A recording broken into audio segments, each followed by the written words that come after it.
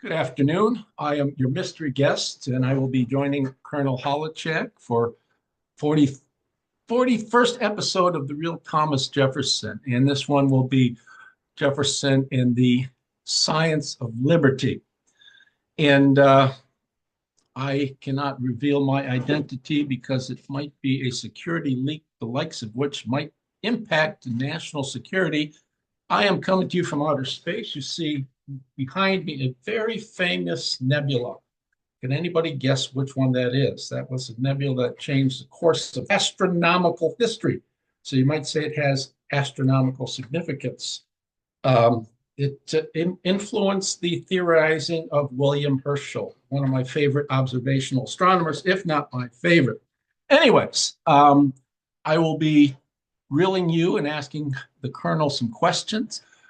Last week, Dr. Holowchak critically discussed his concept of liberty, and he argued that the significant ambassador for liberty in the world, that the world has ever seen. Now, yet Jefferson was more of a peddler of an early form of liberalism, in other words, a practicer. He was also philosophically invested in that concept. That is, he knew exactly what he was peddling. So today we're going to follow up on last week's show and critically assess Jefferson, the philosopher ideologue. Now, as you know by now, the aim of the show, The Real Thomas Jefferson, is to get real about Thomas Jefferson, to revisit, to revise the revisionists who are always in the business of deconstructing Jefferson's prose, his letters, addresses, his memos, and so forth. Now, nearly all Jefferson biographers today take it on themselves to write of Jefferson's two-facedness. What Jefferson says most often cannot be understood literally. His prose must be deconstructed. And so intuitiveness and knack are needed in preference to logical acumen. It is commonplace to call the man a hypocrite and even a contradiction. This show then aims to dispel the myth Jefferson can be known in logic, not intuitive, and discretionary deconstruction is the method. I am your mystery guest. This is The Real Thomas Jefferson, episode 41. All right, Colonel H, are you ready? The first question. Tell us, what's the difference between a practicer and a philosopher? Well, thank you, mystery guest, for that stirring introduction. And before I answer your first question, I want to venture a guess about that mysterious nebulous object to which you referred. My guess is that's NGC 1514, the very object that screwed up William Herschel's thinking on his views on the reality of the objects in outer space. And anyways, that's another story for another day. I wrote a paper on that when I was in grad school, and I really loved writing upon that. So that's my guess. If someone else has a better guess, let me know. Okay, the first question had to do with the difference between being a practicer and a philosopher. Well, the practicer is one who does, the philosopher is one who knows. And we can go back all the way to Aristotle. And Aristotle was my favorite philosopher. I think I had at least 5 graduate courses on Aristotle. I did his philosophy of mind twice. So enthralled and sorcelled by Aristotle was I. So Aristotle makes a distinction between being able to know something and to do something, and to do obviously was a greater thing on assumption that you are doing on the basis of what you know. There are people who do things without knowing, of course, and too many people like that, unfortunately. But to know is one thing and to do is another. And if you do because you know, that's a greater state of actualization, greater state of being, of worth, of axiology. Now, like Aristotle, Jefferson, I think, would believe that, there was something to political science. In Greek, it's politiki techni. And political science tells us what government is, why government is important, and it offers descriptions of and comparative analysis of various types of governments, past and present. I'm following Aristotle here, and it works from a comparative analysis to views of utopia as well as assessments of their realization. It gives normative assessment of the relationships of students to each other, of citizens to each other, and to their government in various types of government.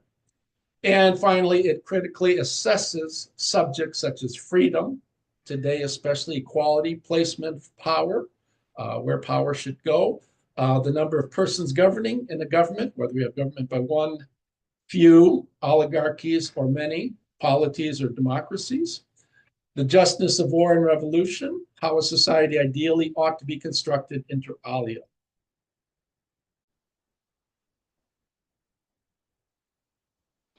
Question 2. Can there be a politician who is not, in some base sense, a philosopher? All right, question 2 was, can there be a politician who's not a philosopher? Well, of course, this goes back, I would say, right back to question 1. Do politicians know what they do when they do? And that's I think that's a very a vital and pressing question. I would suggest to you that most politicians don't know they do, and that's a very dangerous state of affairs. Obviously, again, do the politicians as they act by virtue of some political philosophy that they entertain? Are they ideologues? And the answer is probably not. Most of them fly by the seat of their pants, and they act in pursuant to issues that come up and problems that come up, and they aim to solve the problems. Jefferson, I think, was both a practicer and a political philosopher. Okay. Hope that answers your question, mystery guest. Okay, let's go on to the third question. Just what is political philosophy or political science, as you call it? Can you tell us a little bit more? All right, what is political philosophy or political science, you ask? Well, again, we go back to Aristotle. Aristotle talked about ethici technique and politici technique. Now, he talked about politici technique, which is political science in the broad sense, as the overarching science, which covers political science in the narrow sense and ethical science. So there's a broad sense of political science, the science of the polis, which talks about, which is the science of political entities and the science of humans. And there is a narrow sense of political science, which is specifically the science of the good and proper end of government, whether we have a government by one, as I said before, by a few, or by many. And then beneath that, we have, my cat is really grouchy today, Sigmund. Relax, buddy. We have ethici technique, which is ethical science, which is the science of the proper end of government, right? Proper, not of government, proper end of humans, right? How humans ought to behave, how they ought to act. Or for Aristotle, he talked about in this roughly, translates into Jefferson's day, government by one, government by a few, oligarchies. We tend to think of oligarchies something different, but oligos is the masculine singular for just meaning few, and government by many, which Aristotle called polities, right? And in a bad sense, he called them democracies. Now, Jefferson thought that Aristotle's views were obsolete. And why? First off, he tended to think of freedom, eleftheria, as something bad, right? It would lead to anarchy. And that's why he didn't think much of democracies, what we call democracy today. He would flatly claim that when a government got too large, say the size of Athens, 200,000 people, would naturally degenerate. He got over that. So the governments can only be of a specific size, right? They would otherwise decay, they would become unmanageable. And that was reasonable in his day, and that was reasonable in Jefferson's day. Jefferson was doing something different. Now, he said they're obsolete because Aristotle and the ancients never thought of representative government, that you can have a broader sense of government as long as you had representatives, and representatives come together in one location and they express the views of those whom they represent. Um, One would also say in Aristotle, societies were radically different, right?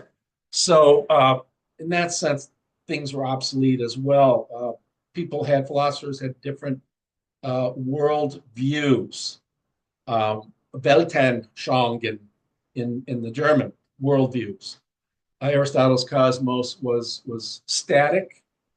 All the species of things that existed in his day always did exist and always would exist. He didn't think of anything progressing in any meaningful sense.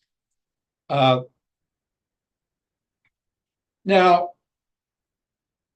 in ancient times, they had just ideas of the value of personal liberty, but they did not know how to calculate it to preserve it.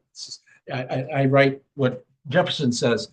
They knew no medium between a democracy, the only pure republic, but impractical beyond the limits of a town, and the abandonment of themselves to an aristocracy or a tyranny independent of the people. It seems not to have occurred that where the citizens cannot meet to transact their business in person, they alone have the right to choose the agents who shall transact it. And in that way, a republican or popular government of the second grade of purity may be exercised over the extent of a country. The full experiment of government democratical, says Jefferson, but representative was and is still reserved for us. So his strongest objection to the why ancient models like Aristotelian models are obsolete today, because and why Aristotle's objection that democracy is a poor form of government is because he never thought of representative government. I think Jefferson would have just flatly rejected Aristotle's view that democracy is a poor form of government. He doesn't make that so much claim so much as Plato, but he thinks of all the types of government: a kingship, a government by a few, and a government by the many. It's the least effective form of government because all people have a say, and that moves the engine of government all so slowly. Question 4. What are the key principles of Thomas Jefferson's political philosophy? Why do you call the conglomeration of principles a schema? What do you mean by schema? Okay, the fourth question. What are the key principles of Jefferson's political philosophy? Well, I've agonized over this for a long time, and I've come to, in many of my writings, I've come to what I consider to be a sort of quasi-definition or an incomplete definition. And today I'm going to flesh it out even more. A definition is something that uniquely picks out something and captures the very essence of it. And I'm not sure that the definition I should give you right now does just that. So I'm going to sketch out 6 features of a Jeffersonian republic. The first feature: a government is Jeffersonian republic if and only if, which means I'm giving a definition. 1, it allows each citizen the same opportunity to participate politically in affairs within their reach and competency, allowing for different people to have different jobs. Most people in time in Jefferson's day were farmers, and he wanted it to be that way. So you're not going to have so much time to participate, but you can do jury duty, and you can vote for your representatives and things like that.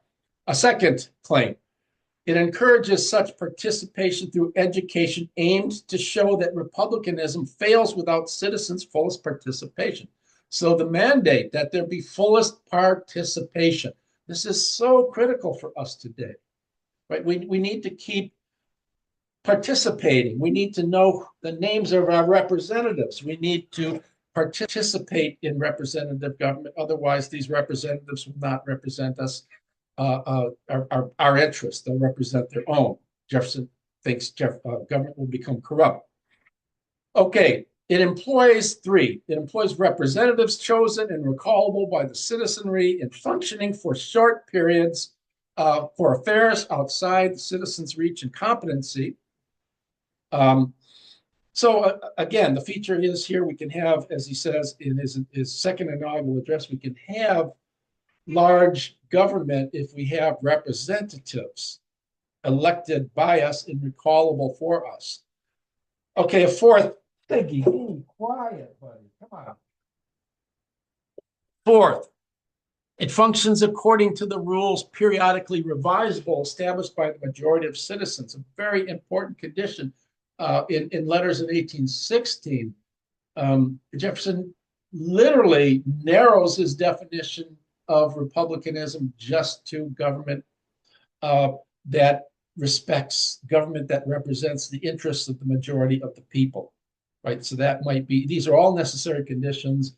And I might say, speaking improperly, this is more necessary than the other necessary conditions. That makes no sense, of course, but at least I want to underscore this, that this principle sticks out for Jefferson.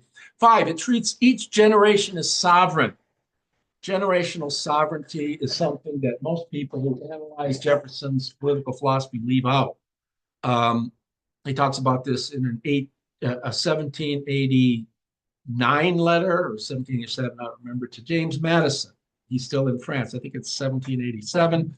And he talks about this notion of generational sovereignty. He thinks that every generation, he defines a generation following Buffon's mortuary tables, ends in 19 years. And at the end of 19 years, a new generation needs to come up, step up to the plate, and take over control of things. Now, generations don't follow.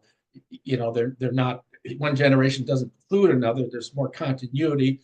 But roughly speaking, he thinks every 19 years there needs to be a new generation coming to the fore and taking control over political affairs, legislative affairs, things like that, judicial affairs, right? This is something that's not underscored by most people who talk about Jefferson's political philosophy. It's critical, and I'll do a show on this, I promise, in the future. And lastly, it guarantees the equal rights in person and property of all citizens. Okay. Now, this is a schema, right? Following, as I say, it's a schema following, I am following John Rawls when I flesh this out. It's not to say this, what I mean by a schema, as you ask, mystery guest. I mean by a schema the following, that any robust Republican form of government anywhere on the planet has to incorporate these principles. So it is sort of like a bedrock for a republic. And that republic, say if it is generated in France, Paris, something like that, it will play out according to other practical principles because of the difference of language, of location, of social and cultural elements. But if it violates any one of these principles, it's not a Jeffersonian republic. That's what I mean by a schema. It's just the basic philosophical platform that underlies any Jeffersonian republic anywhere on the planet. Okay. And last, question 5. Just how did Thomas Jefferson's thoughts on good government develop or evolve? Is there a difference between develop and evolve? Mystery guest, your last question concerns how did his views develop or evolve? I would prefer to say develop over time because I don't think there was any change in his views, as some scholars think. I think Jefferson, going all the way back to his summary review of the rights of British America in 1774, and then his Declaration of Independence, 1776, he's got a basic idea of what a Jefferson Republic is. It's based on equality and freedom, and so he's got a basic schema in mind already. That never changes. He never abandons those principles. He never abandons the principle of the right of revolution, of states' rights. I didn't talk about those. Those could probably go into a definition. So I sort of rule out evolution right off the bat, and I think his views were developmental, right? So you see him all the way through to his first inaugural address where he limbs principles of good government, right? in keeping with these six principles that I say that form the basis of his philosophical schema. And then we see in letters in 1816, where in three letters he really fleshes out his political views in three important letters, where he writes on what democracy we call today, or what Jeffersonian republicanism is or ought to be. Anyways, that's all I have to say on the issue. Well, thank you. We had another good episode of The Real Thomas Jefferson. I want to thank the Colonel for his insights, and I'm going to wrap things up here. And I asked, do you agree that Jefferson was not only a significant political philosopher in his day, but also the most important early American political philosopher, as Dr. H., the Colonel, suggests? What are we going to do next week? Well, next week we're going to examine a popular paper by the scholar Paul Finkelman, who's an ardent Thomas Jefferson basher. In this paper, he aims to eschew the presentist objection, namely that we can agree not to use presentist principles to evaluate Jefferson, but he also says when we do that, we still find Jefferson culpable, right, for doing really, racist political philosophy in the long term. We asked the question, I pose this of Dr. H., the Colonel, is Finkelman's argument cogent? Was Jefferson really racist? If you enjoyed the video, please like and please share. Thank you, and we'll see you again next week when we do Finkelman's paper.